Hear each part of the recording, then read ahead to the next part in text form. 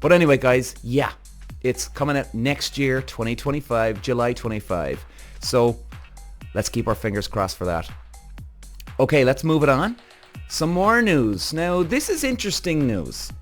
They're having an interview with Toto Wolff here, and they're talking about the seat. Who's going to be going into the second seat? Now, if you've been hearing my other podcasts or any clips that you've seen on YouTube, I still have a very, very good feeling that Ocon's going to be getting that seat. If you missed it, I was saying because Toto Wolff is Esteban Ocon's manager.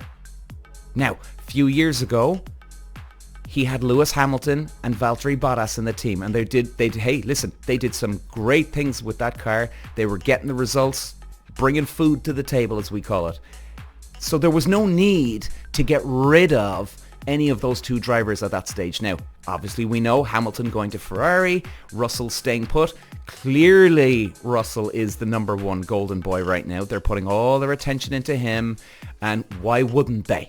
Why wouldn't they, for Christ's sake? So, who goes into the number 2 seat? And let's not forget that. Let's highlight that key word here. The number 2 seats. He won't be getting as much attention. Now, there's talks of Antonelli. Now, he's in Formula 2. Now, here's where I think Antonelli, he's in Formula 2, guys, and he's, like, I'm just looking at his results here at the moment. He's in 6th place at the moment after the opening 5 rounds of the F2 season, scoring points in 7 out of 10 races and a best finish of 4th in Melbourne, Imola, and Monaco. Now, why on earth would Toto Wolff bring in an Antonelli who's not even leading the Formula 2 championship? Why would you bring him in when he's only currently 6th position? That doesn't make sense, does it? Right? Surely you want the best guys for the team. Now, this is where I come in. My experience of racing.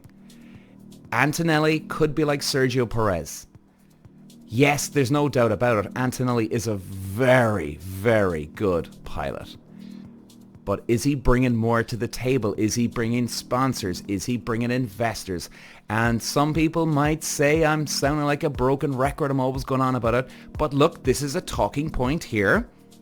And it's something to look at. It's right in front of us, staring us in, like hitting us like a hammer to the head here. Why would you bring in a guy who's not even leading the F2 championship? It doesn't make sense unless he's bringing something else to the table.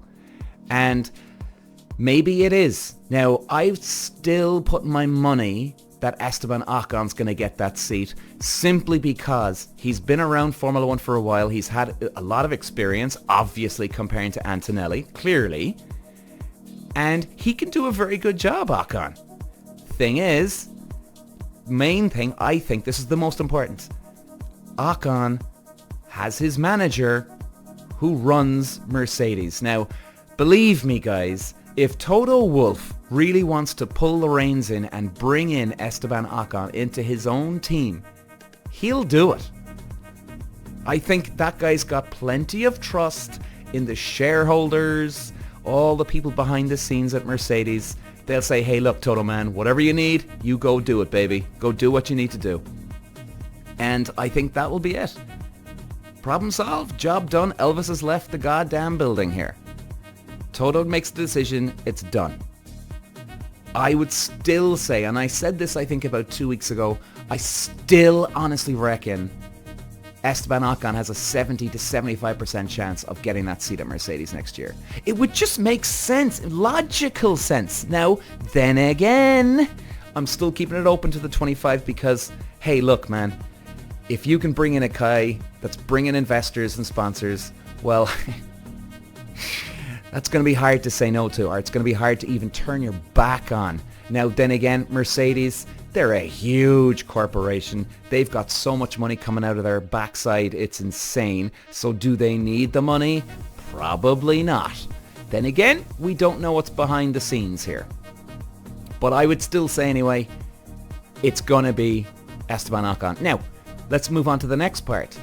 He did say here, and he was talking about Carlos Sainz, because the interviewer asked him, do you think Carlos has a chance to get the seat at Mercedes? As many of you may or may not know, Carlos Sainz is out now. Hamilton's taken his spot at Ferrari, and Carlos Sainz does not have a seat right now as we stand.